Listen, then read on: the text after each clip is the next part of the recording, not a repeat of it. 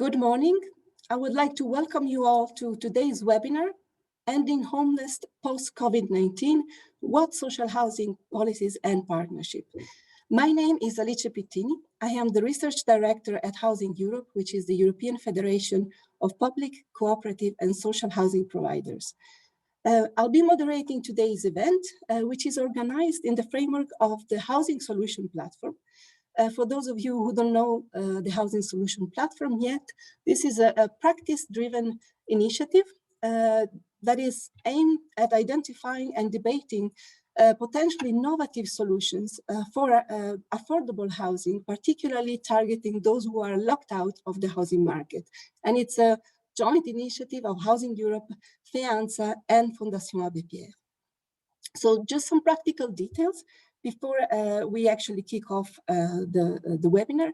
We will have a question and answers session, but in the meantime, you are already very welcome to use the Q&A box to post any question you might have. And please remember to include who you are and the speaker that the question is directed to, where this is relevant. You can also use the chat box to post comments, links, information that you want to share with the audience and the speakers. We will be taking the questions throughout the webinar, as I said, but we will have a dedicated session at the end of the first part of this meeting. So back to today's theme. What we see is that the pandemic has clearly demonstrated the importance of securing adequate and affordable housing for all. We also saw that not having a home or living in overcrowded housing has put people who are living in inadequate housing solutions and people who are homeless at a particularly high risk for their health. We also see that homelessness is on the rise. Probably for those of you who have joined the meeting today, this is not new information, but FEANSA continuously reports increases in the number of homeless people, changing face of homelessness with more young people, more families falling into homelessness. And they estimate that on average, each night in Europe, 700,000 people are sleeping rough. So what we want to discuss today is how to act together to tackle this important and urgent issue. We believe that ending homelessness requires strong action and strong cooperation between all the actors involved. Social housing, of course, can play an important role in both tackling and preventing homelessness. We will hear a lot about the concrete experiences on the ground today from the panelists this morning. But first, we will look at Europe. And therefore, I'm very pleased and honored to introduce Ms. Cindy Franzen. As a former member of the Flemish Parliament, she was elected as a member of the European Parliament in May 2019 for the EPP group. Among other important roles, she's co-chair of the intergroup on fighting against poverty in Europe, and she's also a member of the Committee on Employment and Social Affairs. And Cindy has been extremely active within the European Parliament in promoting the commitment towards ending homelessness. So without further ado, I give her the floor to open our webinar today. Thank you, Cindy. Okay, thank you very much also for organizing this important event and for inviting me to speak. I hope you can hear me. Yes, okay. This is a real honor for me as indeed co-chair of the intergroup Fighting Against Poverty, where we work together with lots of political groups, and the S&D, the Greens, Renew, the Left, where we work together on the fight against poverty in the European Parliament, and as a member in the Employment and Social Affairs Committee in the European Parliament, we do discuss also tackling homelessness. The timing of this webinar couldn't be better on the eve of the Ministerial conference, where the EU platform on combating homelessness will be launched. It's a very important day, and before the COVID-19 crisis, already at least 700,000 people experienced homelessness on any given day in Europe, and many more live in overcrowded or unsatisfactory accommodation that they cannot afford or that does not meet their needs. And there are 70% more people living on the streets than 10 years ago. Those numbers are huge, and we should do something about it. The number of homeless people has grown during the crisis and is likely to further increase. Many families have gone through a very difficult period with many uncertainties and financial difficulties because of lockdown measures.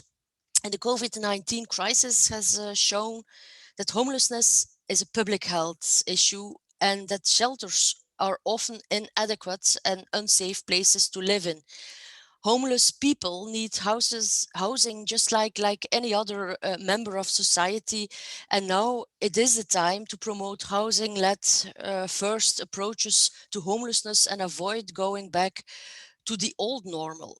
And within our work in the European Parliament, we have put the fight against homelessness and the role of the social housing sector high on the agenda, and we will continue to do so. First of all, I give you a short overview in the call for action that we launched with the intergroup fighting against poverty in June 2020, yes, last year. We called up an EU framework for national homelessness strategies coordinated and facilitated by the Commission. And this framework should include data collection, the monitoring of policy progress, and the promotion of best practices whilst addressing Principle 19 of the Pillar of Social Rights. This is very important. Secondly, the European Parliament has in the past months at different occasions adopted reports and resolutions with a clear focus and demands with regard to homelessness. And I want to thank also Freek Spinneween, who always made us be clear and pay attention to these issues. And I'll mention two resolutions. The first one is the EP resolution of November on tackling homelessness rates in the EU, with a call upon the Commission to propose a EU framework for national homelessness strategies. Also a call for a stronger action from the Commission and the Member States to end poverty by 2030.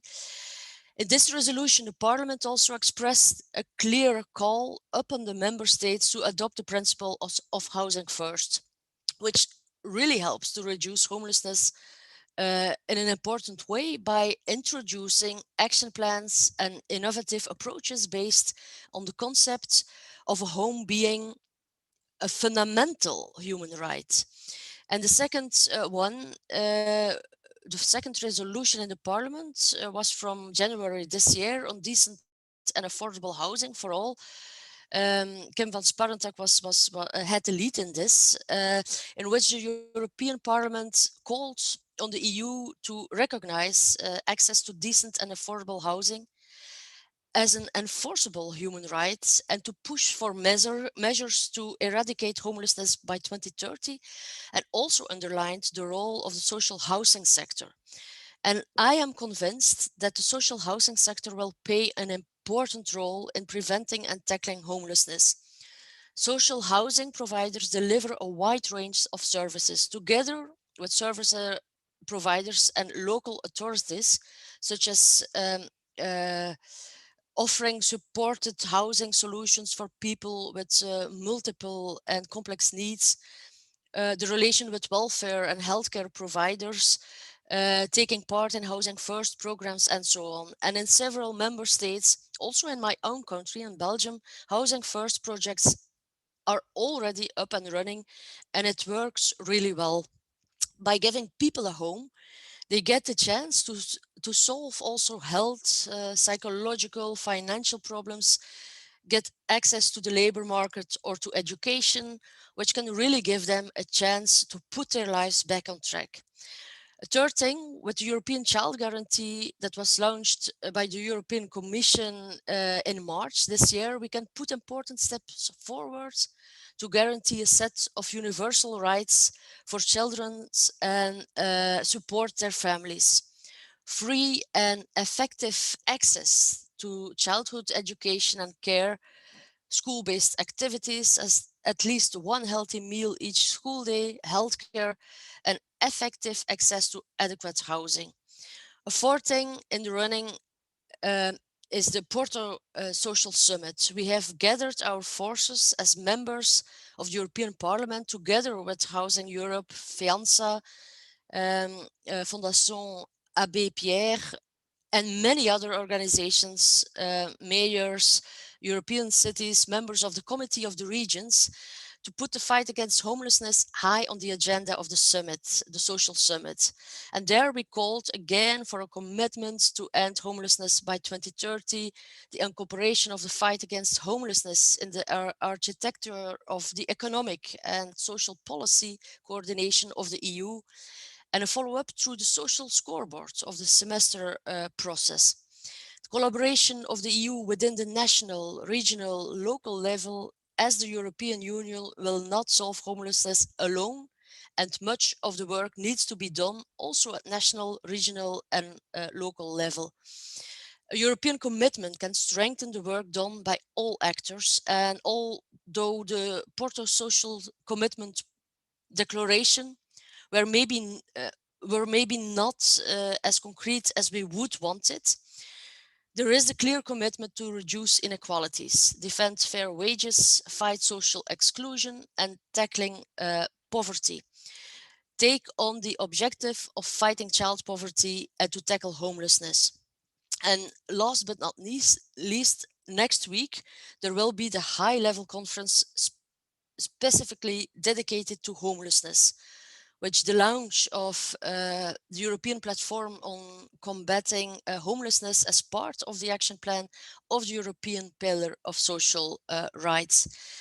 I am very hopeful that the EU platform as part of the action plan on the European Pillar of Social Rights can and will be an important turning point in the fight against homelessness. It will be a very important thing. And to make the platform a success, we need to listen to organizations that represent and work with homelessness people to see what should be done first, what the most urgent needs are, and how we can collaborate at medium and long term.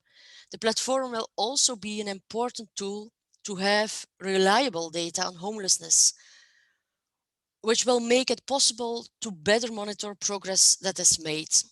And with the EU platform, we will all together, EU policymakers, national, regional and local policymakers, the social housing sector and organizations representing and working with homeless people have a better instrument to make progress towards the eradication of homelessness by 2030. And cooperation among all actors involved is absolutely necessary, and the social housing sector should be clearly identified as a key partner. And on the long term, a better and more holistic approach to housing policy at all levels will help to address homelessness. I'm looking forward to listen to the experts on how public housing, social housing already plays an important role today. But of course, I'm also looking forward to hear from you how we can strengthen the role of social housing to address homelessness from an EU perspective. What can we do as politicians, as members of the Parliament, as the European Commission, also within the Council. So I hope we will have a good and broad discussion. And thank you very much for your attention and for being here with us. Thank you.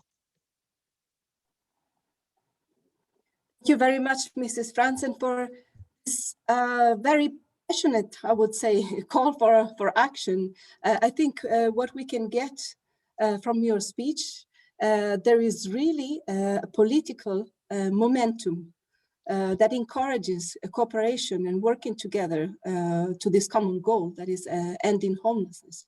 I think it's also very important to keep in mind that it will need a lot of work and indeed a lot of coordination between the different levels of administration, between the different actors, to make sure that in this current political support will actually bring tangible results for people in or on the edge of homelessness on the ground. So thank you very much again for this introduction. As we are a bit short of time this morning, we turn now directly to France, as our next speaker is Sarah Coupechou.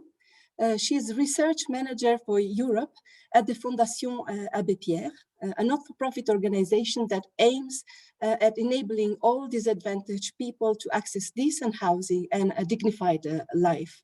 Sarah is, by the way, also the co-coordinator of a very important report, the annual overview of housing exclusion in Europe, that has become a real point of reference for all of those that are interested in learning more about trends in homelessness and housing exclusion across the Union. So, Sarah, the floor is yours. Thank you, Alice, and thank you, Housing Europe and FIANSA for the invitation today to speak. I will speak from my French point of view today, even if I'm a European manager in Fondation Abbé Pierre, and as you say, Alice, we are producing the overview on housing exclusion in Europe each year. But today I will speak about the situation in France and the evolution of the policies on housing first since 10 years now in France. So just to begin, for those who doesn't know the Fondation Abbé Pierre, we are a well-known French foundation, and we are working for years now on the fight for the housing rights, the right for people in vulnerability to access to adequate housing. So we are granting some projects on the floor, on the ground, to access to the right, to produce some social housing, to support some people in needs with organization. And we are producing an annual report, national report, and this is the opportunity each year to give some recommendation to the governments, French government, to improve their policy. So just to give you a little context in France, in 2019, Fondation Abbé Pierre has evaluated the number of homeless people in France at 300,000 people. And in this number, you have 40,000 homeless people living in the streets. And this is a big increase. This is just an evaluation because we didn't have a survey since 2012 in France. So Fondation Abbé Pierre think that it was important to do an evaluation to show that since this time, sorry, I have to close my mail. Since this time, the increase were really important because since 2012, it is the double. We had 143,000 people at that time, and now we estimate it at 300,000 people. So this is a lot of people, and we think that on average, 2 people die in the street on the street in France every day, and in 2019 it was 660 people. So we have a big issue on the question of data in France, and we hope to have a new survey just in 2025. So it's not now, and we push the government to have another survey to know more about people in emergency accommodation and so on. And the result of this increase is the increasing budget for emergency accommodation, which has almost quadrupled in 10 years. And today we can say that we have 500,000 places at the end of 2019 in emergency accommodation. I have to remind you that in France we have also, and this is maybe the first political will to change the way that we give answer to this phenomenon of homelessness in France. Since 2007, we have the affordable housing right in France. That means that when someone doesn't have a place to live, when they don't have adequate housing, they can sue the state front of the courts, and the state have the obligation, a resort obligation, to give a house to people. So as you see, we have dichotomy in France, that we have big tool, a legislative tool, to answer to promote the right to housing for people, but in the same time we have a big increase of homeless people in the state. So since 2010, the government begins to have the will to change the policy and the model of the system, answer the system for homeless people. So the first step was the creation of the program Un chez soi d'abord, which was the first partnership between housing, the sector of housing, and the health services. So there was a big experimentation of the housing first model, and it begins in 4 cities, big cities: Paris, Lille, Marseille, and Toulouse. And the idea, it was to make a bridge between the difficulties of housing of homeless people, which was with mental health in the street, and the sector of psychiatric hospitals, and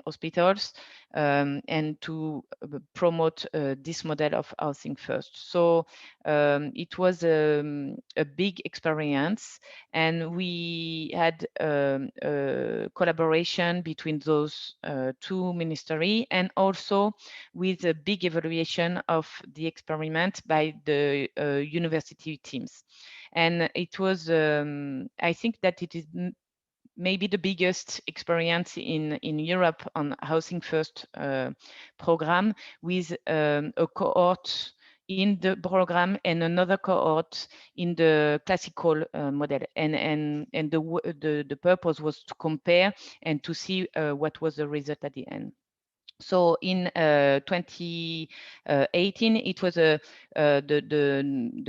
overview was the output was really interesting, and we saw, as in all the experience all over Europe about housing first, that almost 90% of people were still at home, and there was a large economy on health cost, justice cost, and so on.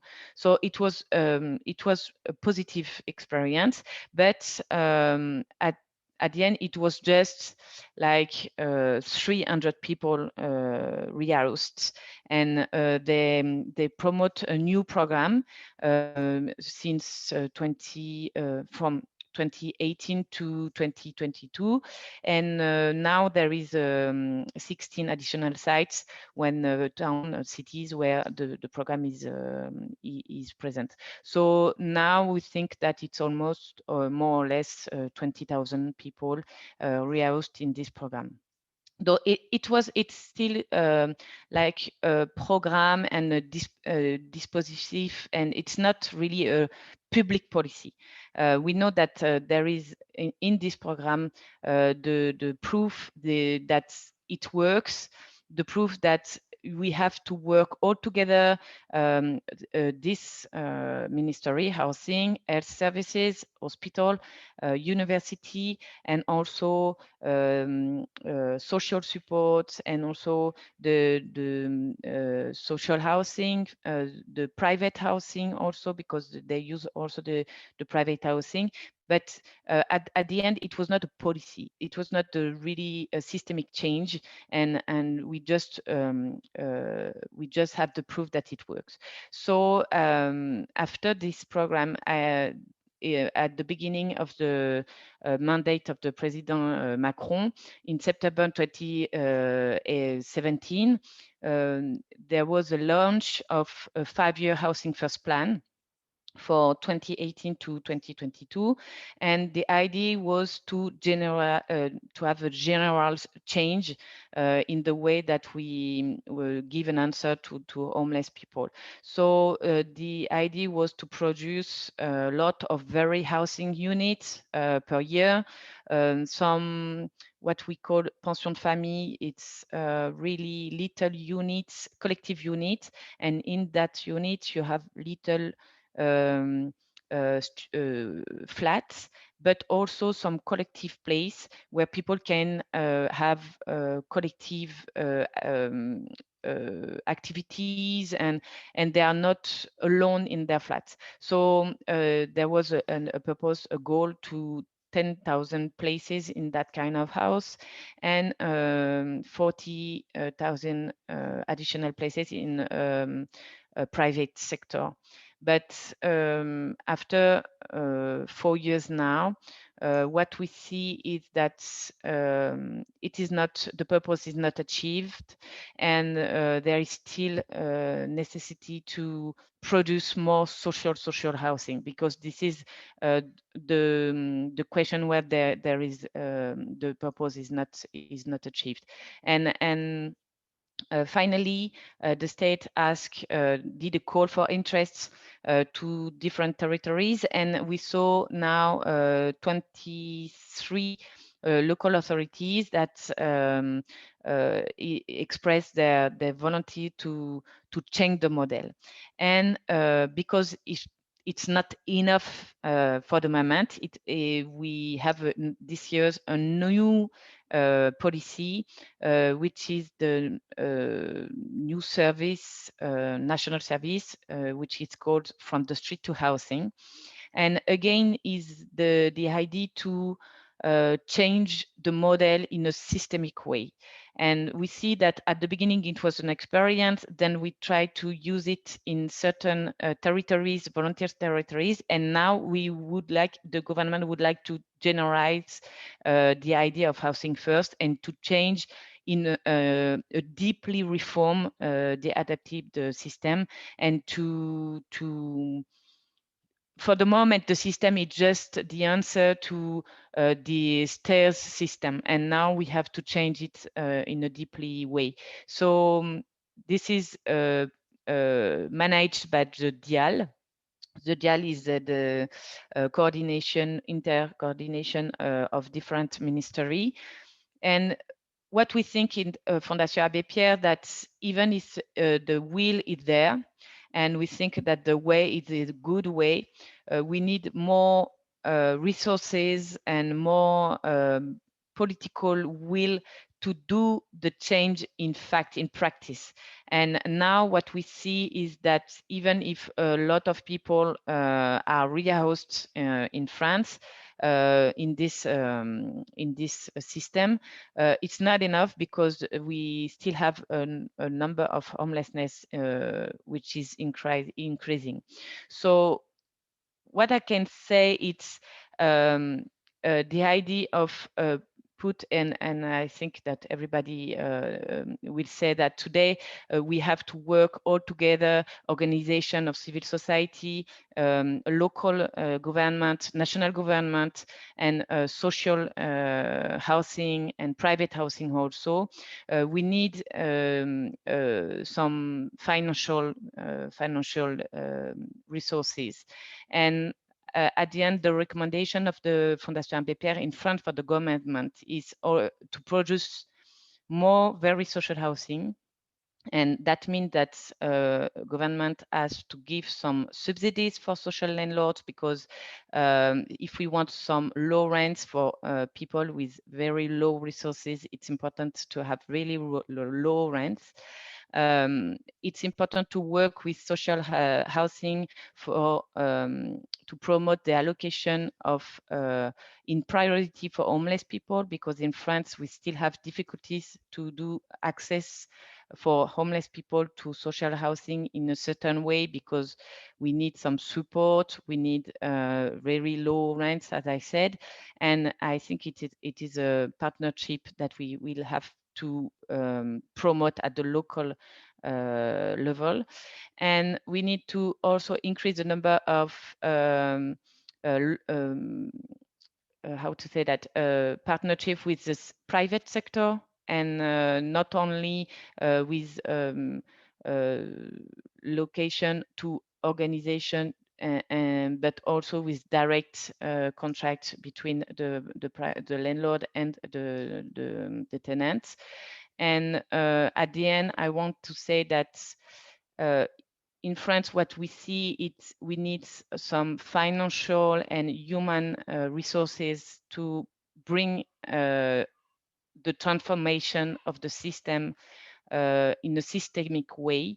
And maybe today we can ask EU in the framework of the platform to give sufficient practices and funds to do this change.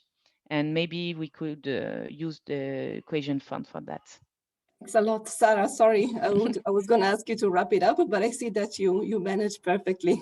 Sorry. We're actually going to have more time to discuss about the potential role of the European Union towards the end of our webinar today. So hold your thoughts, because we will get back to that point. Thanks a lot for the very interesting presentation that you gave. I found it quite very informative, and also some points were quite striking. And I think, to me, maybe the most significant point that you raised is the need to go from let's say, a pilot approach to systemic changes. And I think this is also very much in line with what we call for here within Housing Europe, and also with our partner organizations. And among the changes you mentioned, there's of course need for more social housing, better coordination between the different actors, and also the necessary funding that goes with it. So we'll be happy to hear more about this later, and how the EU can help. But I think now it's time to go to the next speaker. So I would like to introduce Maria Montes Miguel. Maria is the director of Vipasa, that is the public housing company of the Asturias Autonomous Community in Spain. She's also a member of the board of Housing Europe and the vice president of the Spanish Federation of Public Housing, AVS, which brings together more than 100 local housing companies throughout Spain, managing about 250,000 homes. So please, Maria, tell us about your experience in tackling homelessness in partnership with municipalities. Maria, the floor is yours. Thank you, Alice.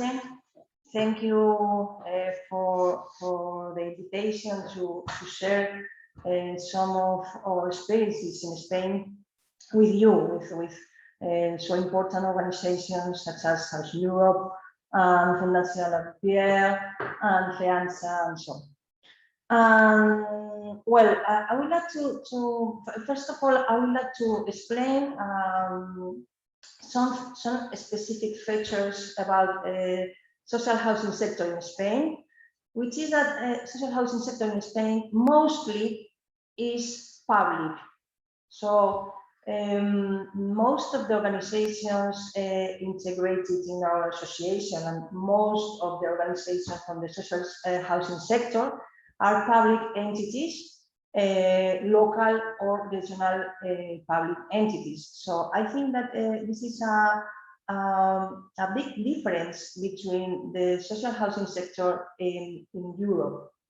And there are different models of collaboration between social housing sector with municipalities and with NGOs in order to combat homelessness, the homelessness situation. Sometimes social housing organizations sign agreements with NGOs and put dwellings for the Housing First programs or social purposes. And sometimes the agreements are signed between housing services or social housing services inside the municipality and social services, and social housing services put dwellings available for social purposes. But what I want to tell you today is one model of collaboration that one region developed in Spain, and we think that it really works. And to know this collaboration, first of all, what I'm going to do is invite you to see a very short video about the story of Aurelio and Pedro. Aurelio and Pedro were two homeless people who lived beside the train station in a small village. And let's see their story. Can you put the video?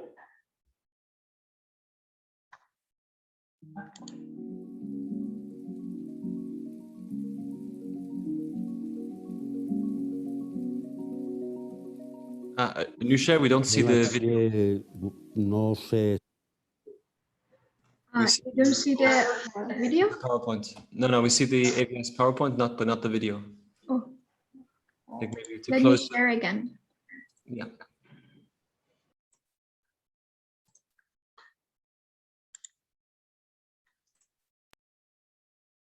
You see it now? Yes.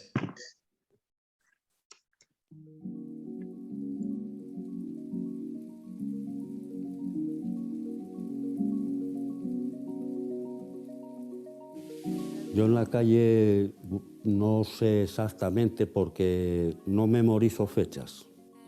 Por lo tanto, yo calculo que son unos 13 años o 13 años largos. Sí, yo estaba allí en la estación de Febe y estando yo allí pues a los 3 o 4 años o por ahí llegó ahí. Y ahí nos conocimos y allí se quedó. La soledad no es buena y la soledad suele traer un compañero malísimo que se llama alcoholismo y mata a la gente.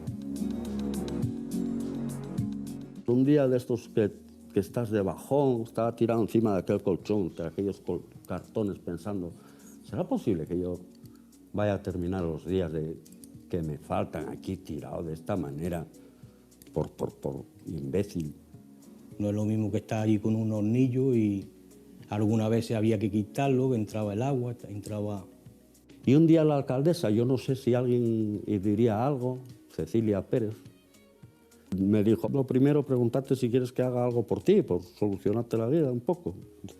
Cecilia se enteró del programa y empezó a mover lo que tuvo que mover y hasta que lo aprobaron, hasta que me concedieron el piso y tal. Dijeron que si quería yo entrar también en el proyecto y pues sí, dije que sí y entré también. Y joder, yo flipé cuando vi el piso recién pintado, todo nuevo, tan guapo. Digo, imposible que nos den un piso así. No está afuera pasando frío, la lluvia. Claro, le entra a uno alegría, que está uno en casa y que lo tiene, pues sí, bien. Y mira tú por dónde te cambia la vida totalmente en nada, en 2 meses. Sí, fue un cambio brutal, brutal. Es totalmente distinto eso, estar durmiendo a la intemperie y entre cartones, a estar donde estoy.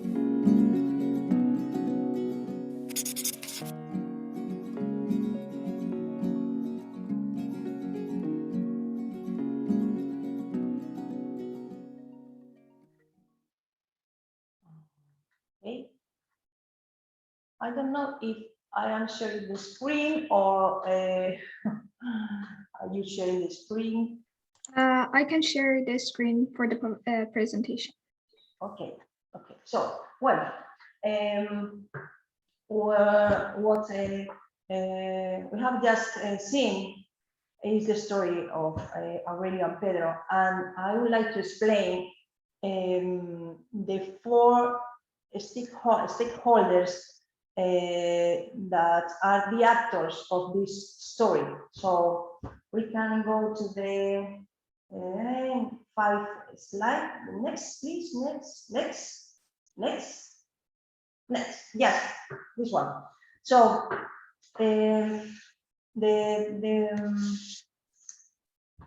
Aurelio Pedro is living today in social housing, thanks to 4 stakeholders, which are a social housing provider, a municipality. If you have seen that Aurelio mentioned the name of the mayor of the village, Cecilia Perez, so the municipality is another key stakeholder in this framework.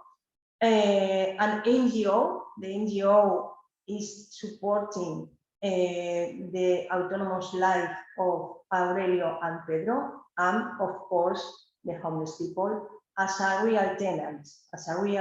So next, please.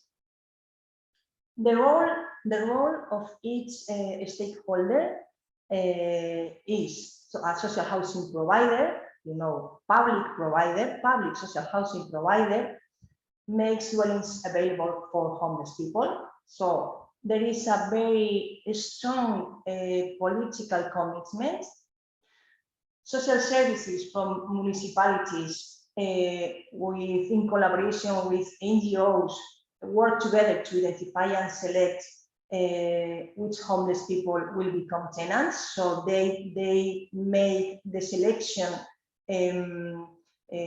of different profiles, mainly people who is in the street for more than 10 years, people who has some problems about addictions and alcoholism and so on, and people with mental problems.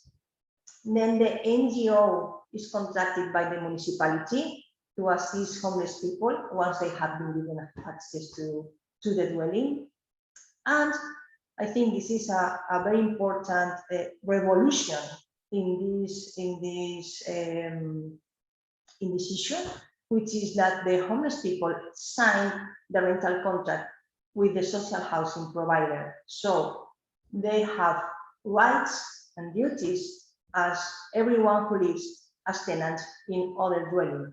And they have only to assume a commitment to work together with the NGO and to allow NGO that the NGO can support them in his normal life and visit them and so on. So next, please.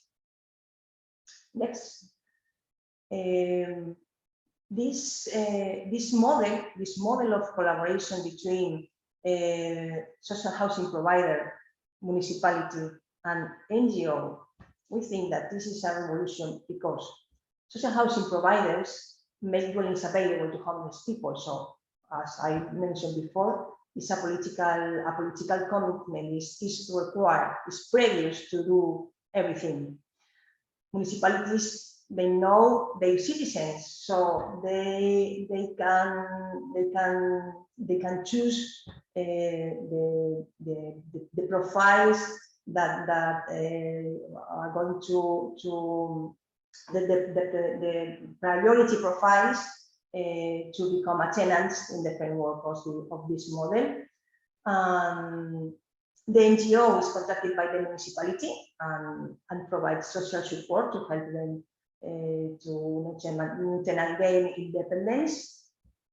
Another important key of this model is that the rent is fixed depending on the income of the tenant and is always less than the 20% of their income. So the tenant for homeless people, a minimum income is also necessary to guarantee an independent life. And the Housing First program is included in the housing policy. It's not a temporary program. So because we think that one of the main problems is that if you put dwellings available for NGOs and the homeless people are not the tenants, when the programs end, what can we do with these people? So I think the revolution of this model of collaboration between social housing providers, municipalities, and NGO is that the dwellings are provided by social housing providers, which are public, so which are public administration, local or regional. And the homeless people are a real tenant, so they have rights and they have duties. The NGO is contracted to give support to homeless people in order to gain to get an autonomous life. These homeless people as a tenant can be in the dwelling, whereas they obey the law, they pay the rent and they respect the community. They can be in the dwelling for the rest of their lives.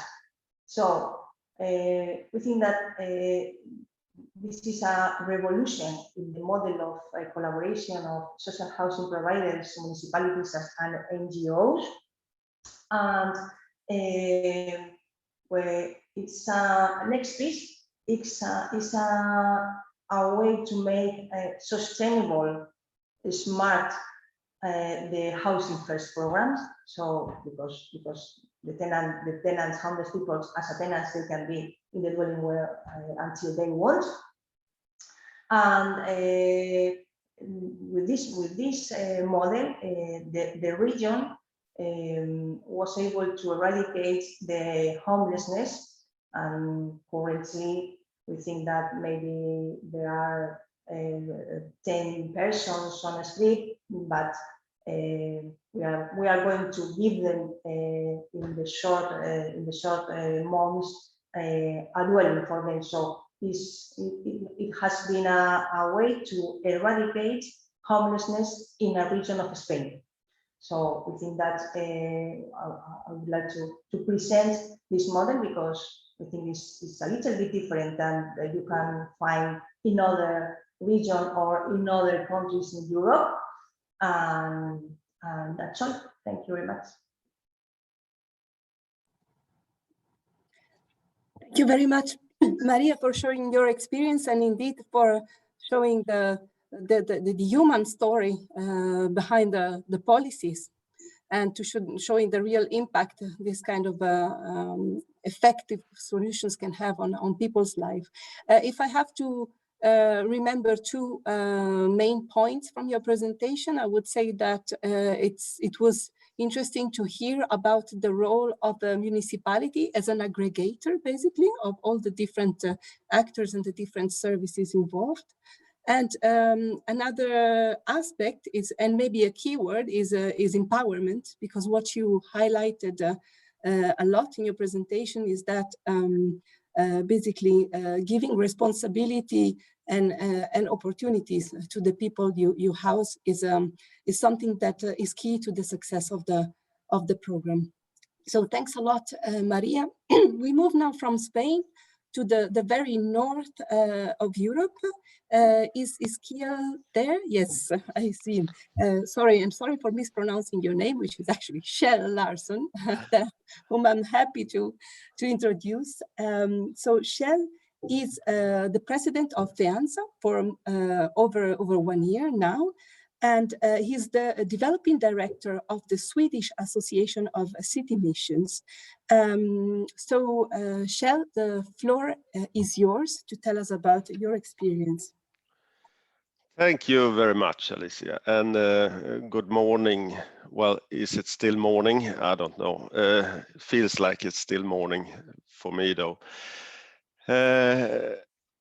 I just had a very interesting talk with the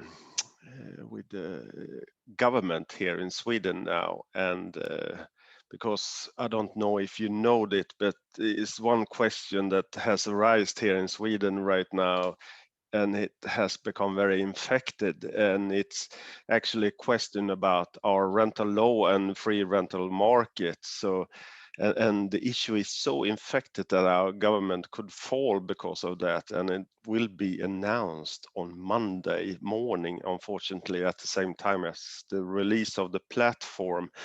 But I wasn't about that I was supposed to talk about. I wanted to say something about housing first in Sweden and what role public housing has to do with that. And we had very interesting listening to the other speakers also about the role of public housing in their speaking. Next, please. There is no housing first without a house. That's a quote I took from Juha Kakinen, who's the CEO of the Y Foundation in Finland, who has always said this in FEANSA: there is no housing first without a house. And I always use this quote in the constitutional meetings that I have with different actors when we starting a housing first project here in Sweden.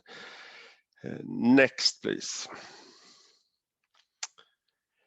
Let me first give you some background so you know that we have a very complicated situation in Sweden when you want to have a rental lease. We don't have a social housing sector in Sweden.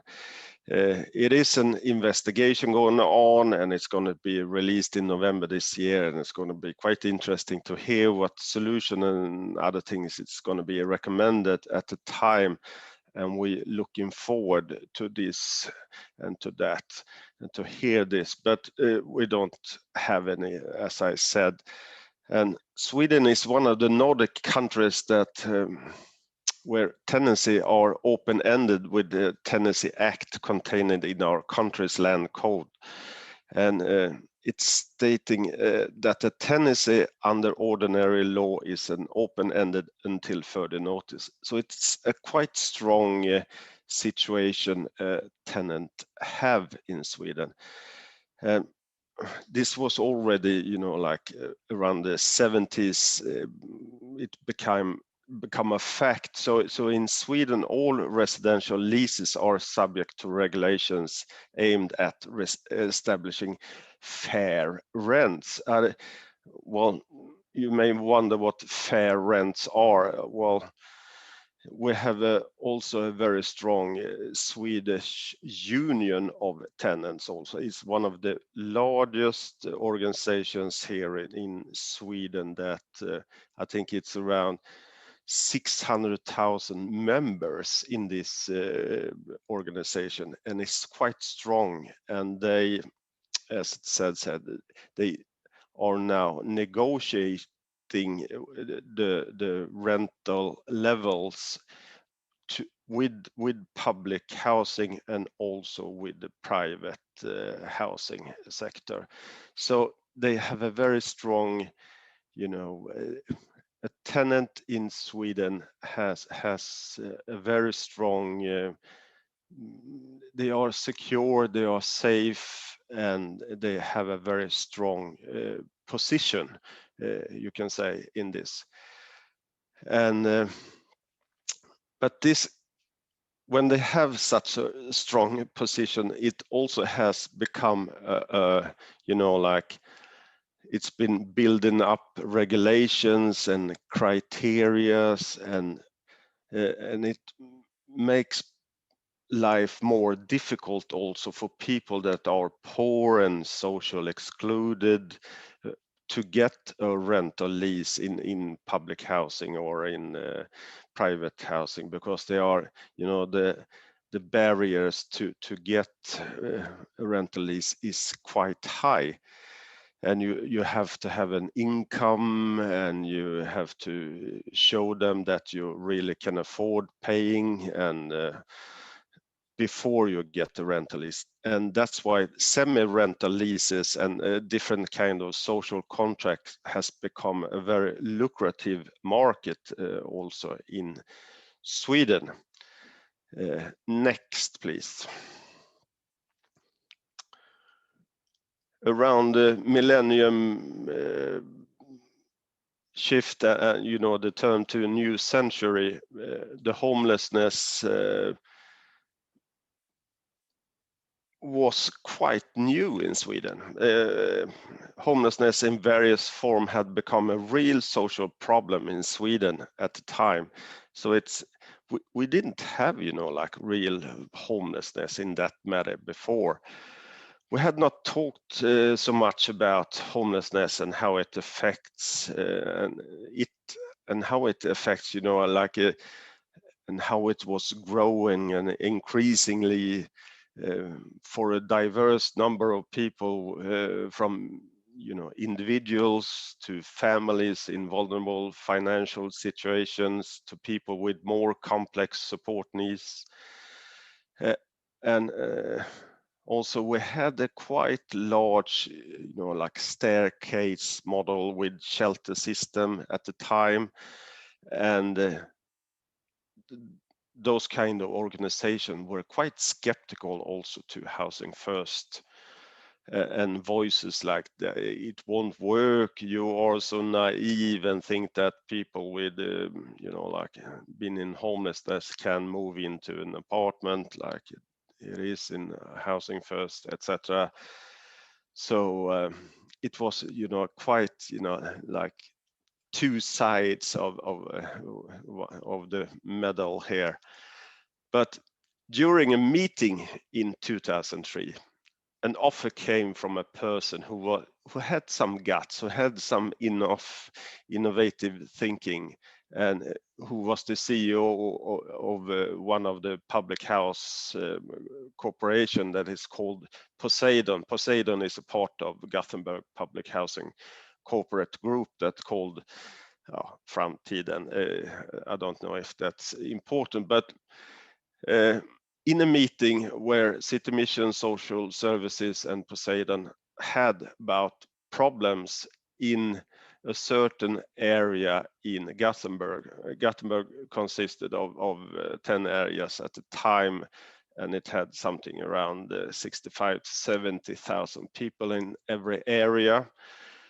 And it was, you know, like engineering divided into these 10 areas. But especially one area, there were problems. There were problems of different kinds. There were, you know, like we saw that there were, problems. Everybody know what I'm talking about. And I worked for the city at the time, and I was responsible for the Gothenburg homeless plan. So I got involved in that project where this person, he offered, you know, like 60 apartments. Here we are. Is this useful for you to work with?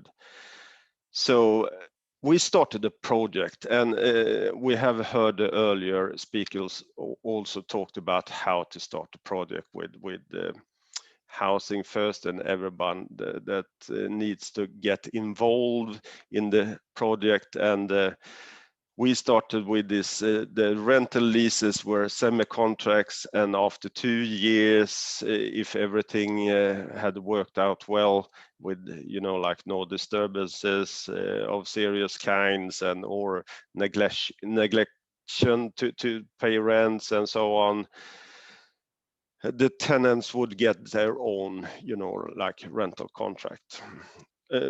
And at the time when everyone said that this would not work, I, for instance, who had been a part of building up the staircase model also in Gothenburg, was a bit skeptical at the time. This was 2003, and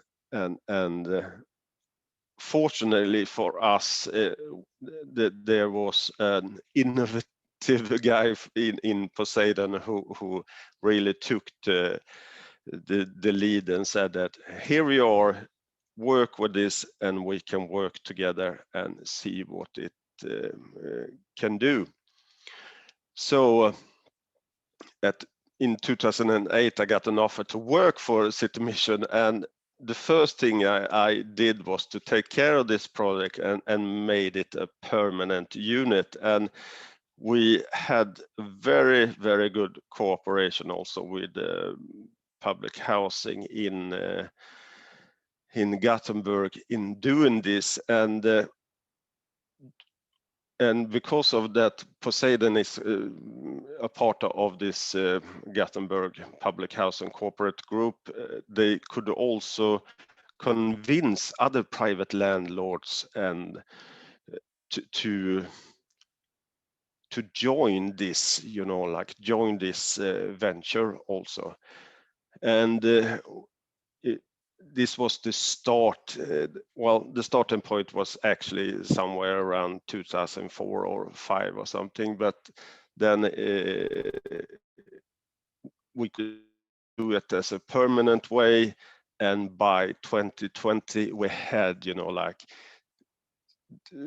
almost the same partnerships in 8 of 10 of these different areas in Gothenburg, and it really became the largest housing first in Sweden. And that says something also about Sweden, because we talk a lot about housing first in Sweden. We don't have such scaling up housing first that we want to scale up, but hopefully we're gonna scale up housing first in a matter that we want to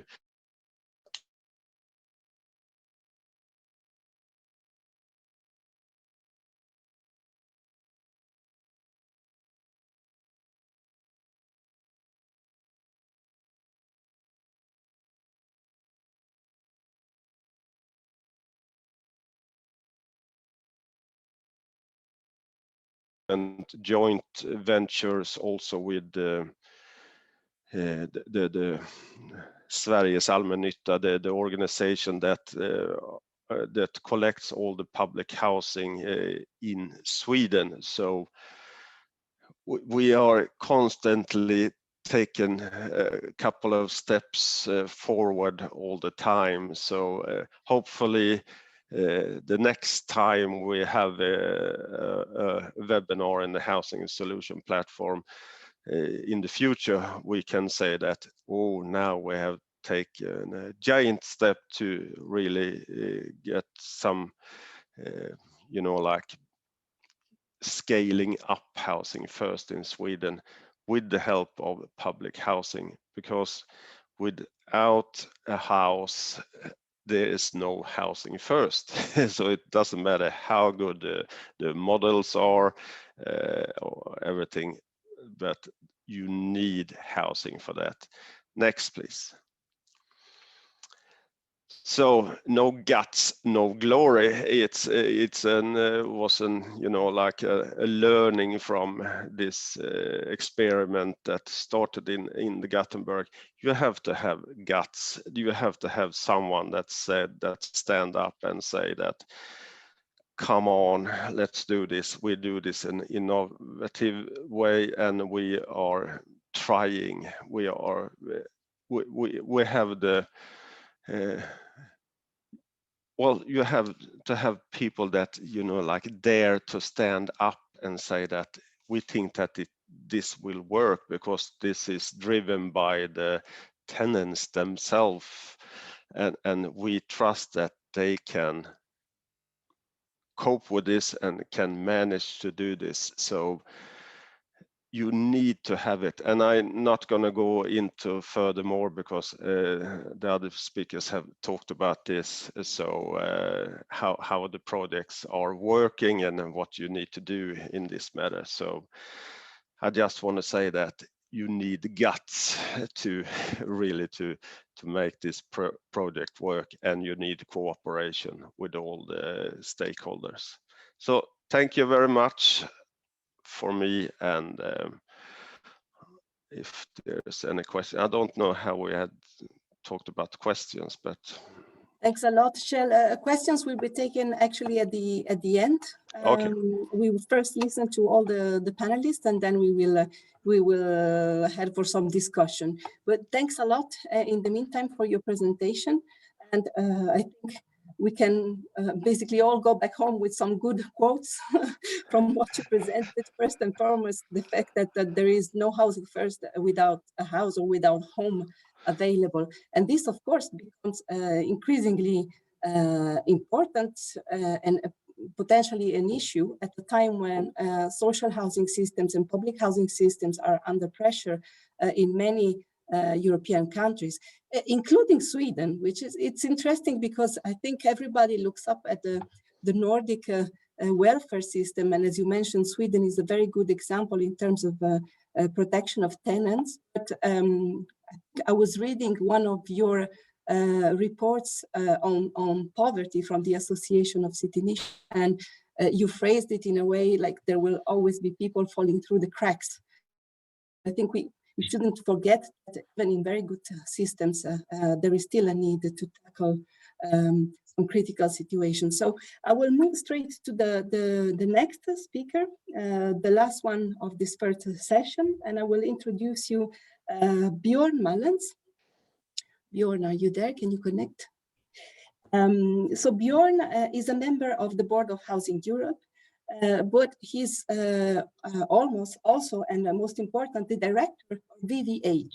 VVH is the Association of Flemish Social Housing Companies that brings together 88 social housing providers in the Flemish region of Belgium, managing about 150,000 homes in Flanders. So Björn, the floor is yours. Thank you, Alice. So let's try first to share the screen.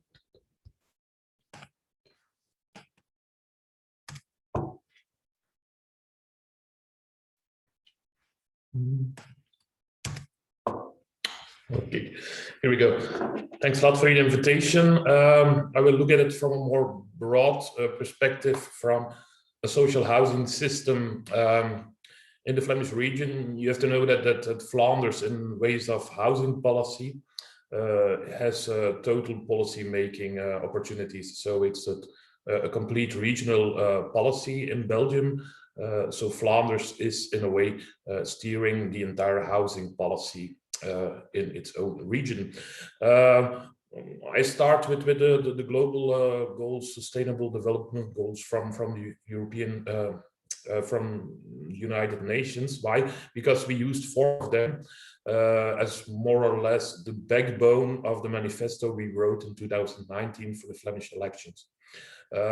We choose the same 4 as Housing Europe has done.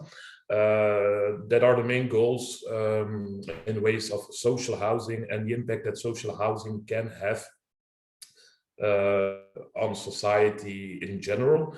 You see some figures there. I won't go too much in detail in them. You will have the presentation afterwards. But just to give you an idea about our sector Flanders, I think that the main figure you should look at is that we have 160,000 dwellings in stock, which is 6% of the social housing market, which is in a way, if you compare it with the neighboring countries, not so much, especially if you compare it with for instance, France or the Netherlands.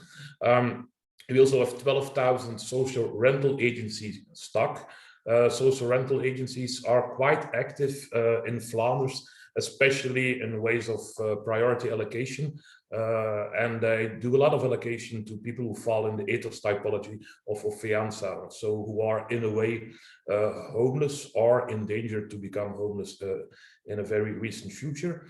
It's important to know that in the near future we will have to merge the social housing companies who own their stock and the social rental agencies in new housing associations. So that will be in one way quite difficult process. In the other way, it's quite interesting, and it will give some opportunities to deepen the way we approach housing, social housing, priority housing in Flanders.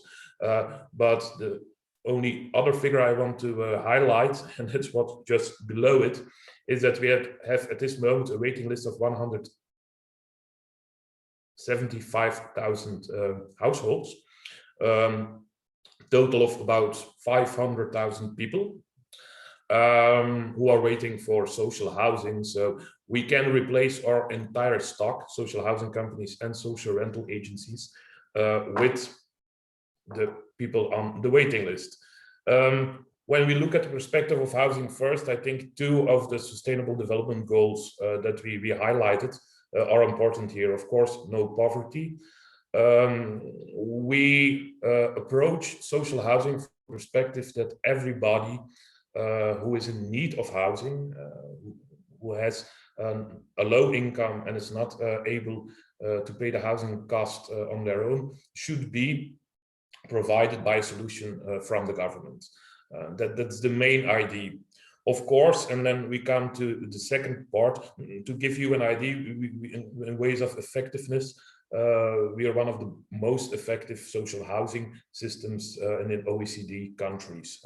So we really target the lowest income, the right target group. We have very good figures about that, but still the waiting list is as big as the stock. When we look especially at the homeless, the housing first story, of course also, well, it's in Dutch, but health and well-being, welfare are important issues also to combine when we look at the effects, as a study recently showed, the effects, the non-shelter effects of housing, social housing, in ways of, for instance, education, but also in ways of health. So, and I agree totally with the last speaker that mainly we need housing to provide housing solutions. And the best way to do that is to provide social housing. And as I said, we need double the amount of social housing that we have at this moment in Flanders. It's no coincidence that the poverty level in Flanders is also 14%. So if we double our stock, we're at 12%, and the poverty level is 14%. So that's no coincidence where that figure comes from. Now, when we look at housing first in Flanders, Belgium, it's interesting that we have done a study not so long ago. It's from a couple of years ago, but I think the figures are still very, very interesting and very relevant. And what you see there is the access to the housing market from different types of solutions for homelessness. So you have the traditional support system, shelter system, welfare organizations guiding people to housing. So it's in gray.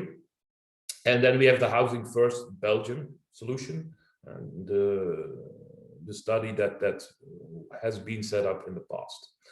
And what you see there is that mainly from the traditional support system, 1 out of 2 goes to the private market, private housing market, private housing rental market, mainly because we have a waiting list based on chronology. So only 1 out of 4, more or less, goes to the social rental market. When we look at how we tackled housing first, or how we set up housing first in this experiment, or in this study, it's not really an experiment, it's a study, and we see that it mainly goes through the social or public housing market, and that the access to the traditional private rental market is much smaller. You also see the figure of the social rental agency in this scheme, and what you see there, and that's quite interesting. It's not the figures are absolute figures, so it's not based on the amount of stock. It's really the total amount of actual allocations. So what we see there is that from the traditional support system, a lot of those people get access to housing through social rental agencies. That's not strange, because the allocation model of the social rental agencies is based on priority. It's mainly based on the ethos typology of FEANSA. So it's not based on chronology like in social housing, it's based on priority, need. And there you see that, of course, a lot of the homeless solutions in housing go to the social rental agencies. But what's important there is that you see that in Housing First Belgium, social housing stock owned by the social housing companies is the most important provider of housing solutions. The experiment also showed, or the study also showed, that the success rate of Housing First to tackle homelessness is very high in Belgium, Flanders. So we see that after 2 years using Housing First as a solution for homelessness, still 90% of the people have adequate and stable housing. Very often, of course, in the same social house they got access to from the beginning. If you look at the success rates from the more traditional approach, you see that it takes 2 years to get only 1 out of 2 homeless people in an actual adequate housing solution. And then after another 2 years, 86% of those people are still in that solution. So the success rate, even if you find a solution, is lower from the traditional model, but only 1 out of 2 get even access to a housing solution, an adequate housing solution. So we see that Housing First, in a way, is quite important and is a quite adequate solution for homeless people. And why is social housing so important in this field?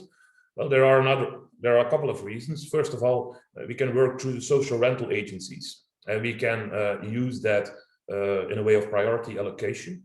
Also in the social housing sector, there's also a very small amount, we should increase that, but it's there, also priority allocation for homeless people. But what we need there, and I think that's very important to highlight, what we need there is very adequate and enough support from welfare, health organizations, and other possible actors in the field. Because what we have now in some places in Flanders, and that's really the world turned out, we have space for priority allocations for homeless people, but the welfare assistance is not available. So there's a waiting list for assistance to get priority access to social housing. And we should really tackle that, because it's not a direct combination, of course, between welfare, healthcare assistance, and social housing in ways of Housing First. So it's not an obligation to get help to get in Housing First. But of course, everyone knows that it should be available. And there we see that there's a lack of capacity, mainly in the welfare sector. So what's one of the main reasons that I think social housing can help in two ways in tackling homelessness. First of all, you see here the cost of housing is increasing everywhere in Europe, and the economic growth is not increasing that much. So that leads to a problem in affordability. And that has an impact on homelessness in two ways. People get kicked out of their house, evicted. So there's a risk of becoming homeless. But of course, also the other way around. Homeless people getting in the system, or getting in an adequate housing, and have rents that are way too high. Well, that's what we see here. That's not a good solution. And that's why Housing First is mainly targeted in social housing, because we have more or less half of the market rents. And I think that's the last point I want to stress, is that it's very important that we not only find solutions for people who are homeless now, but it's even more important that we work on preventing eviction. And that's also something, and that we have seen in COVID-19, is that social housing companies do that at a much more engaged level. And the engagement is still increasing. Here you see figures from the amount of procedures and actual evictions in the Netherlands, and you see that they actually managed to decrease them, and they took up the engagement to work very hard on preventing evictions, and you see that it really worked. The last slide, we did the same in Flanders, beginning about 2010. And you see that the eviction level, procedure level and eviction level, has been at a very steady course for a very long time. You even see a drop in 2020 due to the moratorium on evictions due to COVID-19. You see that we actually lowered the eviction rate at the same moment with an increasing stock of social housing. Just to give you some ideas, some comparison with the private rental market, we have an eviction rate of 0.3% of our families. It's 1% in the private rental market. So it's 3 times as much, probably even higher, because it's an estimation in the private rental market based on our ratio. But we see at least that it's a much big problem, and it's quite normal for 2 reasons. We spend a lot of time preventing people not paying rent, guiding people with debts to have a payment plan, social assistance, and things like that, working together with other welfare organizations. So we really invest and engage a lot to prevent that, which is of course something you can't really expect from private landlords. At the same moment, our rent is half the market rent. So the possibility that people won't pay their rent or can't pay their rent or will build up a big debt is very, very much lower. So that are the 2 strengths, I think, in social housing in ways of doing this. Just one last remark is about the social rental market. So the social rental agencies, as I said, we will have to merge soon. But what you see there, and that's a figure we really have to work on, is that I have a quite high eviction rate. It's even higher than on the private rental market. And the main reason there, well, there are 2 reasons. First of all, you have the priority allocation, as I said. So the profiles are from the target group of social housing profiles are the profiles with the lowest income, and very often multi-dimensional problems in welfare, health, and things like that, addiction. And at the same moment, they pay the market price. So there you see that the effect of actually managing your own stock and being able to reduce the price in combination with a lot of engagement in prevention and working together with other partners, that it's really a good solution to use housing first as an opportunity, as a possibility, and as probably the best way of tackling homelessness. And we have put this very clear in our manifesto in 2019 that we, as a social housing sector in Flanders, believe in housing first. That of course the other partners have to provide enough capacity to provide the assistance. And the Flemish government has also took that over and put it in their policy for this legislation. So let's hope that we can actually take some steps forward in this field. Thanks a lot. Thank you very much, Bjorn, for your presentation and for also bringing up an interesting point. It's about looking at the future and indeed how to prevent potential wave of eviction or increase in homelessness related to this. I think we're almost running out of time, but I would like maybe to ask one question to panelists. If you can just give me very quickly some thoughts on how you think that the COVID-19 pandemic is changing your approach in dealing with the homelessness. Anybody who might want to reply to this? Shell, please. I see you raised your hand, so please go ahead. Yes, I can't start the video. It looks like the host is stopping me, but it doesn't matter. I can just say that I think it has the COVID has made it quite clear that that the need of a permanent housing-led solutions are so important in these times, because when they say that you have to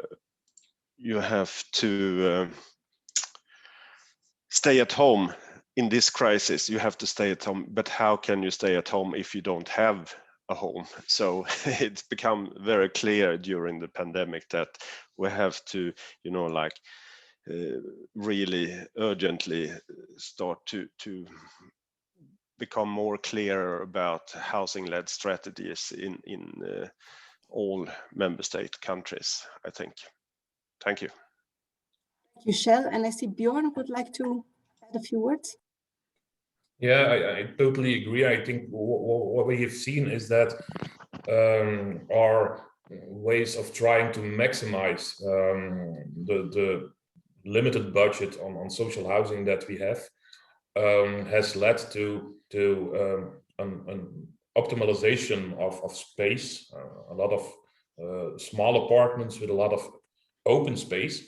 But people didn't have their own garden or their own open space in an apartment or things like that. And at a certain moment, they couldn't move in the open space that we provided. So I think we will start rethinking in a way how we develop neighborhoods and provide open space in apartments, but also with little gardens and things like that for all our tenants. Because we thought the solution was, let's build very dense buildings and then provide parks around it. But at a certain moment, it was forbidden to walk in parks with more than 2 people or to sit on benches. And all the playgrounds were closed in Flanders at a certain moment. So there were a lot of people who also lost their job and were all staying home with a lot of little children, and they couldn't go out. So we invested a lot, or our social services invested a lot to try to reach those people, but of course they couldn't have personal contact. So it was really a very complicated way to address these problems. We saw an increase of partner violence, an increase of people doing crazy things, and there was a lot of pressure, especially in social housing neighborhoods. So I think we should, in a way, use this opportunity to rethink how we develop neighborhoods with this experience that we, of course, could have never predicted a couple of years ago. Thank you very much, Bjorn. And I see Maria is also other hand, I'm afraid it will have to be the last comment that we take. And Maria, please keep it short, but then we will also have time for discussion after the second session with the Commission as well. So please, Maria, if you have 1 minute. Yeah, 1 minute, only a few words. I think that COVID-19 had two important impacts. The first one was that everybody could see that you had to stay at home, but many people hadn't any home where they could stay. They were sleeping on the streets. So COVID-19 put the problem in front of the society. And the second one is worse. And the second one was that I think that COVID-19 speed up some political decisions concerning homelessness. I think that for politicians, they suddenly they were awareness that they had to develop political solutions concerning homelessness. So I think that COVID-19 was, in fact, only in this area, a good impact for awareness of the problem. Thank you very much, Maria, for finishing on this positive, or at least a note of hope in terms of the changing political environment. We are now going to take a very short break. I promised a break on the program, but then we're running out of time. So I would propose we just stretch our legs, get a glass of water, and we join again the meeting at 11:35. So I will now close my screen momentarily.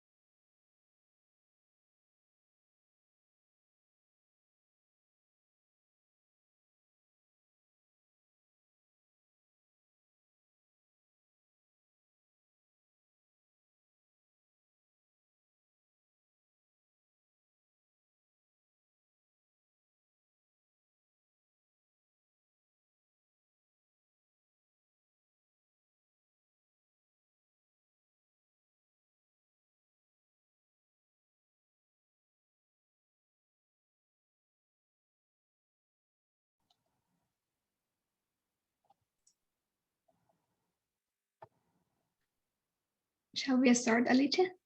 Indeed. So we're starting again in a minute. If I could ask panelists to be there. Right. So we're happy to have as the next speaker and kicking off the second part of our webinar today, Katerina Ivankovic-Gnieziewicz. She's the Director for Social Affairs in the European Commission Directorate General for Employment, Social Affairs and Inclusion. So please, Katerina, the floor is yours. Thank you very much. Alice, do you hear me? Do you see me? We hear you and see you perfectly. Good, good, good, good. I had this morning some difficulties, but not with Zoom, with a platform the TSF committee is using, but it's fine now. I was listening a bit, eardropping to your previous panel. It's very interesting, the discussion, and I believe it was really also a good introduction to this part of your session. And I'm here actually to first of all inform you about what the Commission is doing in the area of housing and housing exclusion, and most important, what are we going to do on Monday, which is a big day, I believe, for all of us dealing with homeless people experiencing homelessness, because we are launching in Lisbon the European platform on combating the homelessness. And European platform for combating the homelessness is I believe, a result of the long process and many years of quality, I would say, advocacy and lobbying for putting the topic highly on the agenda. But this is also the process of the Commission understanding that in order to eradicate poverty and in order to combat it, we need to address those that are most vulnerable among us. And for sure, people who are homeless are the most vulnerable groups on so many levels and layers. Also, what has maybe pushed us even a bit further and made us rethink the whole aspects of the social policy is indeed the COVID-19 pandemic. And but in the area of homelessness, it only further highlighted the urgency that we need to take effective action now, and that there is no space for no room for waiting and acting later, but indeed we need to do something in all EU at our various respective different levels. You know very well that this is not new. This is also part of the European Pillar of Social Rights. The Principle 19 is specifically devoted to the housing assistance and to the homeless as a key social inclusion element. And besides Pillar Principle 19, we are very much aware who is in charge and who should be in charge. We know that the European Commission has a role to play in putting together the stakeholders, in raising the awareness, in creating the overall positive environment for member states to act. But it is also the national competence, and member states, especially at the local and regional level, have extremely important role to play. And I believe this is also very much visible and will be visible in Lisbon on Monday. First, because we are going to launch the platform, but the member states, civil society, and EU institutions, European Parliament, European Commission, and two consultative committees, the Committee of Regions and Economic and Social Committee, are going to sign the Lisbon Declaration on Combating Homelessness. And in this declaration, we politically commit to aim at ending homelessness by 2030. And this is why it is important. We are establishing common understanding. We are establishing the common commitment And we want to see the concrete progress in combating the homelessness. Maybe just briefly to tell you what the objectives and what are we going to do in the platform. So maybe just to start with mentioning that the platform is a exchange and as a place where member states, civil society and EU institutions will come together and discuss, is going to allow for the exchange of best practices and for the mutual learning. Not only at the national level, but also very important for us, cities. And that's why Committee of Regions is there. And that's why also the other civil society organizations working with cities are there. Then we want to put particular attention to effective interventions to prevent and solve homelessness, including through so-called housing-led solutions or housing-led approach.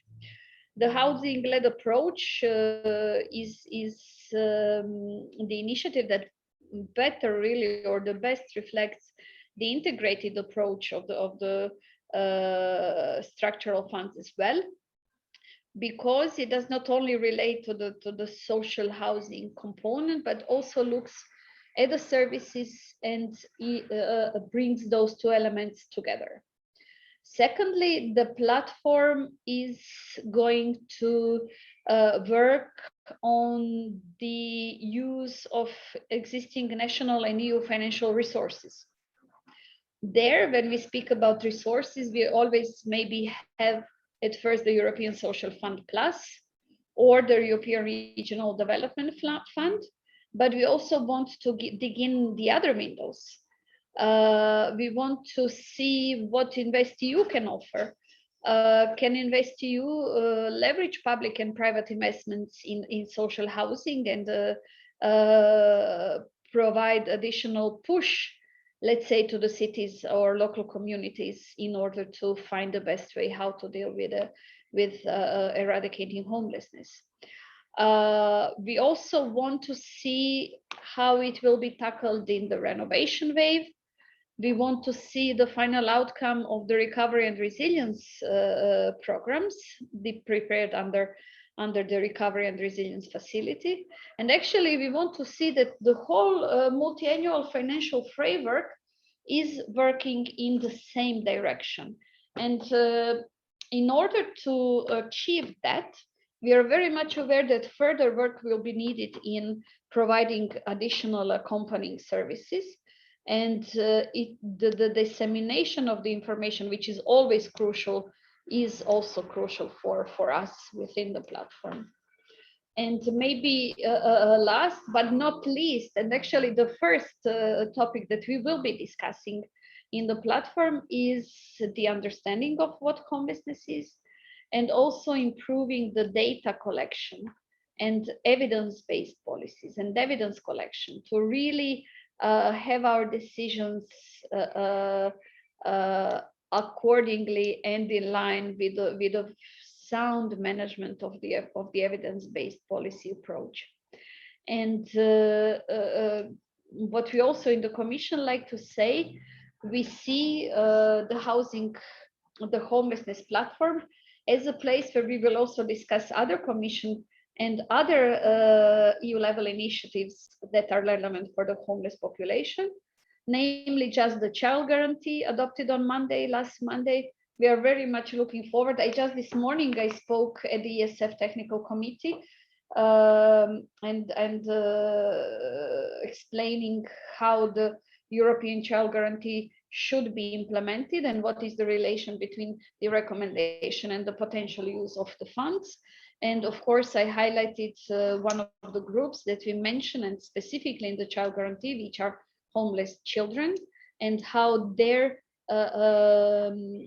fast transition from temporary accommodation should be secured. And this is what we aim in the child guarantee. And I'm looking forward to see how the member states are going to implement it within their national action plans. And for those of you whose job is advocacy and lobbying, please do your job as fast as possible, because operational programs are almost done, and the national action plans for the child guarantee will be done in 9 months. It doesn't leave us much time for act.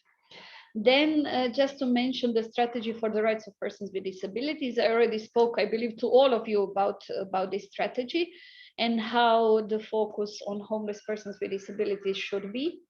Also the affordable housing initiative in the context of the 100 of the renovation wave, and let's see how the piloting of the lighthouse renovations districts will be done, and how it will affect the homeless population. But also, for example, when we speak about prevention, we are paying close attention to energy poverty recommendation, which lays out the best options for structural remedies to guarantee the domestic supply of those most in need. So big day, to put the long story in short, big day for all of us dealing with homelessness on Monday. Beside signing ceremony and beside the high-level tables with ministers, I'm very happy that we practically have almost all the member states on board.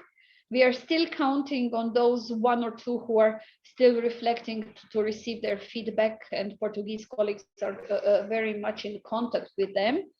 We are expecting around 12 ministers in Lisbon, and the remaining ministers to be around the screens as they will take a part virtually. And on Monday, we will also award the best projects awarded using ESF for addressing the homelessness. So happy to reply on any question you have. Thank you all for being really good partners in the process. Thank all of you who will be signing the declaration for your determination to work on the cause. There will be plenty of opportunities to discuss further and to reflect further on the important topics on the homelessness. But I believe indeed that this is really the start of really good and fruitful cooperation of all the different stakeholders.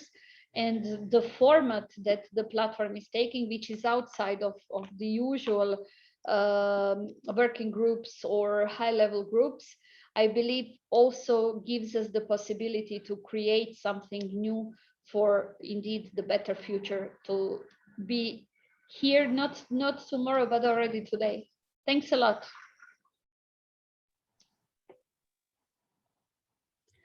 Thank you very much, Ms. Ivankovic-Knežević, for this very interesting explanation and for clarifying what we can expect from the forthcoming European platform on combating homelessness. We're, I think, all very excited about this new opportunity, and from Housing Europe, we're very happy that we will be invited to be one of the signatories of the declaration.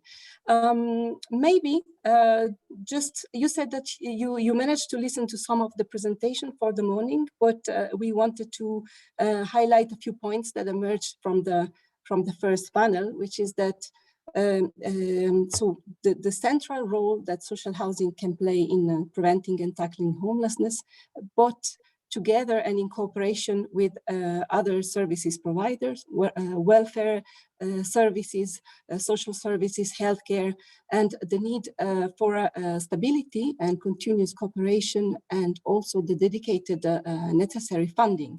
So we're also looking forward for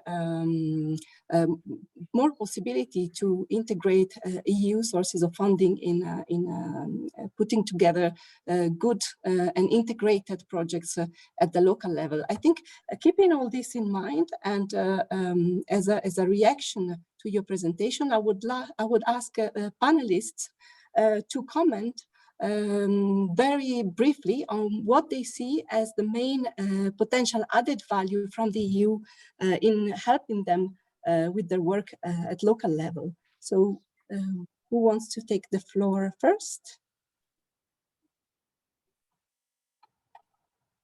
Maybe we can start by Sarah, because she didn't have a chance to speak at the end of the last session. Please, Sarah, go ahead. Okay.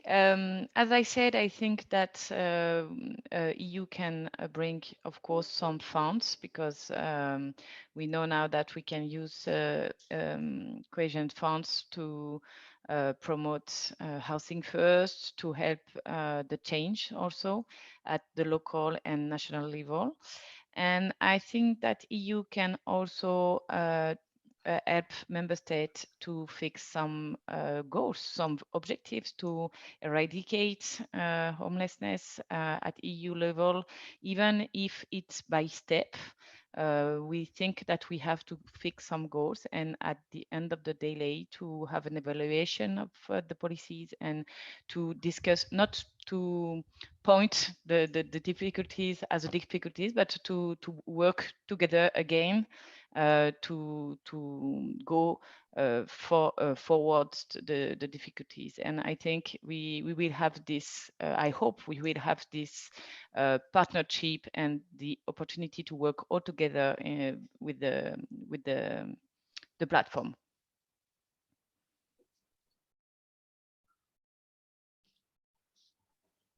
Somebody else who wants to react? Well, I can't be quiet, you know. I have to say something always. Thank you very much, Katarina, for your presentation. Also, it was interesting to hear. Always interesting to hear this when we talked about this day, and it's finally coming up on Monday. We've been talking about this for so many months now, so it's going to be very interesting to release that platform now. And of course, as Sarah said, it's about the funding, also the project funding, and we are going to speak about that also on Monday when we have this homeless awards that we are doing together with the Commission. The Fianza and the Commission are handing out these awards also, and we have to, you know, constantly speak about how this project funding are important in EU, national, regional, and local level. So that's the only thing I wanted to add. Thank you. Thank you very much, Shell. And I see Maria has raised her hand as well. Please, Maria. Yes, thank you, Alice. I think that when you have a political commitment in order to solve some social problems, financing always appears. Anyway, so for us, the first question is, of course, financing is necessary, but first it's necessary a political commitment combating homelessness situation. Having said this, for instance, we are working in Spain in a kind of platform together with other NGOs and other regional governments, local authorities, and we are exploring the housing first programs that we can develop in the framework of the cohesion funds 2021-2027. And it is very interesting because some of local authorities and some members of this platform are sharing with us some past experience, and we have to learn from the past experience and see how can we introduce new lines combating homelessness in ERDF and ESF. Which I think that they have some specific objectives that include homeless people and social housing and housing. So I think this is very important to work together with other stakeholders, with other organizations, in order to not only in the situation of the Next Generation funds and whatever, but in the framework of the Cohesion Fund until 2027.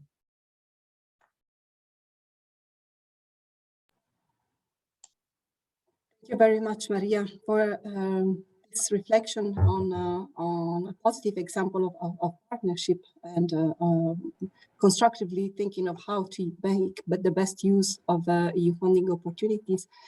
I think we're running very short of time, so I would maybe just give Ms. Ivankovic-Nesevic a chance to indeed react to these questions and comments. Yes, thank you very much, Alice. Just a few words, and Maria said it all when she said, when there is a political will, there is a way, and that's the key.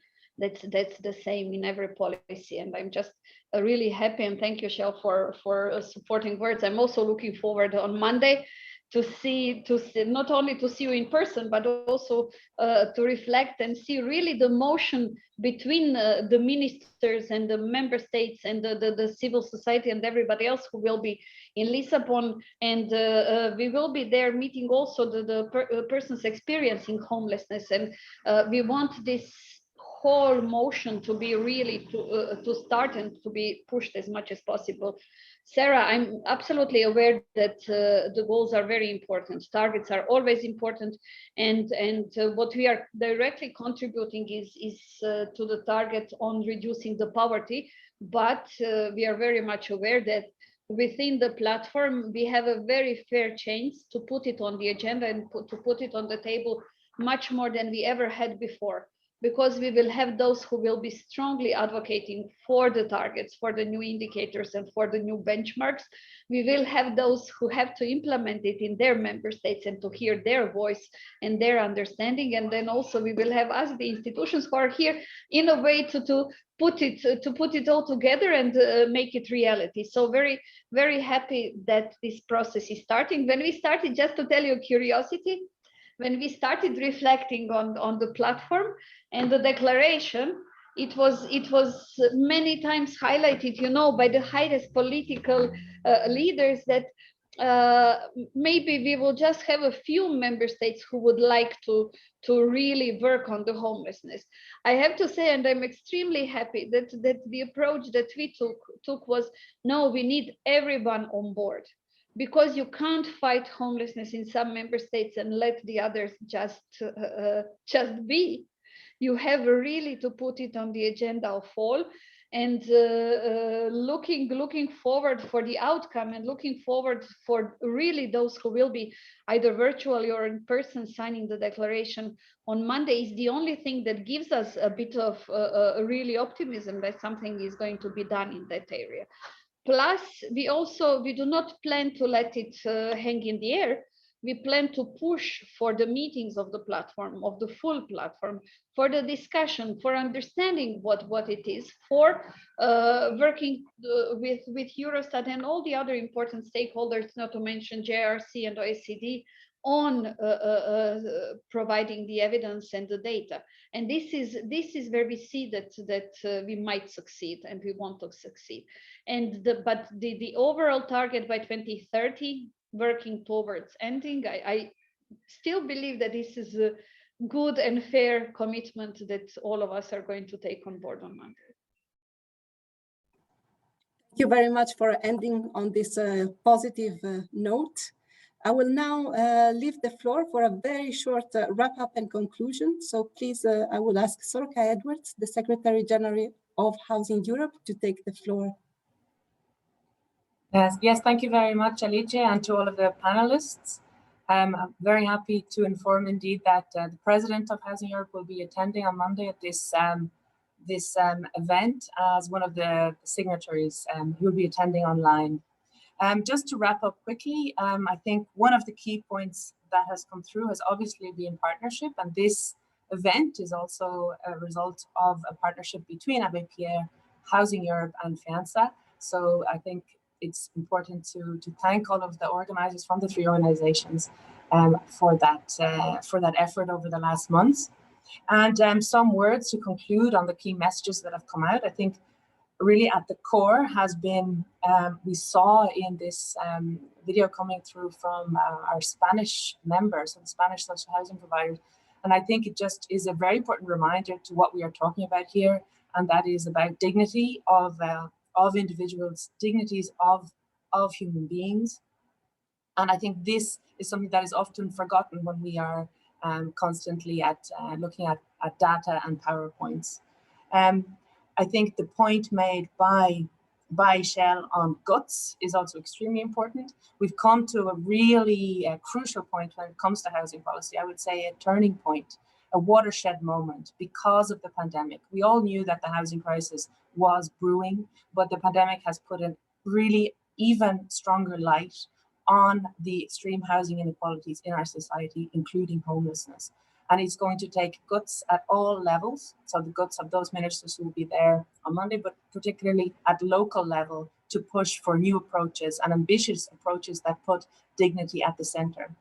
I think the other key point is the mutual learning. Katarina, you said that the platform will be very much focused on this mutual learning. We've seen today already with the 3 presentations coming in from France, Sweden, Spain, and Flanders, how important that constant exchange of experiences of what works on the ground and the data, so the numbers, to look at how successful the approaches are. For instance, after Housing First, how long people are actually staying in those homes. This is key, a constant tracking. But also, I think the point that Bjorn made was very crucial. It's not just about quantitative data, it will also be about qualitative data, hearing back from people living in those neighborhoods on how it is going and being ready to adapt the approach when there is a negative feedback or when there is a positive feedback. So I think it's not only about numbers, it's about also tuning in to how those projects are really working locally. And the last point, and I think this came through from Shell, this came through from Sarah, from Bjorn, and from Maria, is the big picture, and that is how these Housing First solutions have to be embedded in a smart, sustainable, integrated housing policy. That was the nice words that Maria finished up with, and what is important to stress, of course, in the big picture is the overall lack of supply, which was highlighted by Shell when he talked about the issues around how rare public contracts are for access to housing in Sweden, how Bjorn emphasized that 175,000 households are on the waiting list in Flanders, accounting for 500,000 people. So I think that is also a key point, this big picture, looking at the need for a critical mass of supply of social housing so that this can be really turned around and so that the broader demands of society can be met. And I would like to finish up there, and I'm looking forward to working together with the Commission and the stakeholders on the platform and continuing this extremely important exchange. And thank you very much, Alice, for excellent organization and for all of the team working behind the scenes. Thank you, Sorka, for these final words. I think we are going to close our meeting today. Let me first just thank once again all the panelists and also everybody who participated actively to the webinar. The webinar has been recorded and we will write up a report on what was discussed this morning. So please follow the follow-up on Housing Europe and the Housing Solutions platform website. Thank you very much for participating. Bye. Thank you very much.